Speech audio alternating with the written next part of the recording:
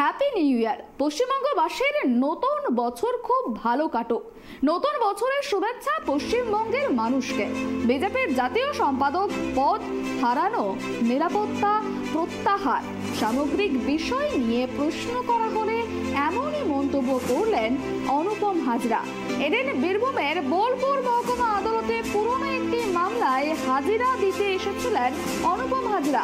সাংবাদিকদের মুখোমুখি হয়ে পশ্চিমবঙ্গবাসীকে নতুন বছরের শুভেচ্ছা জানান তিনি। অপরদিকে এই প্রসঙ্গে পাল্টা প্রতিক্রিয়া দিয়েছেন বীরভূমের জেলা পরিষদের সভাধিপতি কাজল শেখ। কি জানিয়েছেন দেখুন।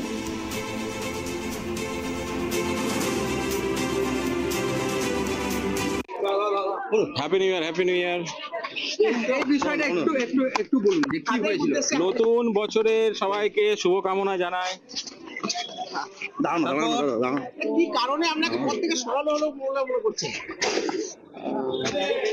পদ থেকে সরানোর পরও আবার একটা ফেসবুক পোস্ট করেছেন, সেখানে আবার আপনাকে ফিরে যাওয়ার কথাও বলা হয়েছে। কি বলা হয়েছে একটু যদি বলেন, পুরো বিষয়টা যদি পরিষ্কার করেন। গাড়ি কোথায়?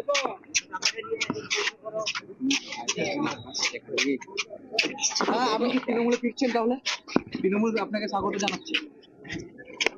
নতুন বছরে সবাইকে শুভেচ্ছা। দাদা, আপনি বিজেপি লোকসভা ক্যান্ডিডেট হচ্ছেন বোলপুরে।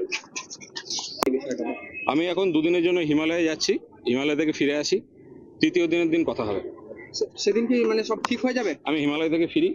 দাদা, প্রার্থী হবে না তৃণমূলে বাপ্তি ঘর বাপ্তি? হিমালয় থেকে ফিরি, তারপর কথা বলবো। এখন দুদিন হিমালয়ে থাকবো। দেখুন, অনুপম ভালো ছেলে, শিক্ষিত ছেলে, এডুকেটেড পার্সন, বিশ্বভারতী একজন অধ্যাপক ছিলেন, সবতই ভালো ছেলে, সেটাই আমি বলবো। আর বিজেপির আভ্যন্তরীণ বিষয়, কে কাকে রাখলো, কাকে দল থেকে বহিষ্কার করছে তাদের বিষয়। কিন্তু বর্তমানে বিজেপির দলে চোর চাপটা দাগাবাজ ধান্দাবাজ ছাড়া অন্য কেউ আছে বলে তো আমার মনে হয় না।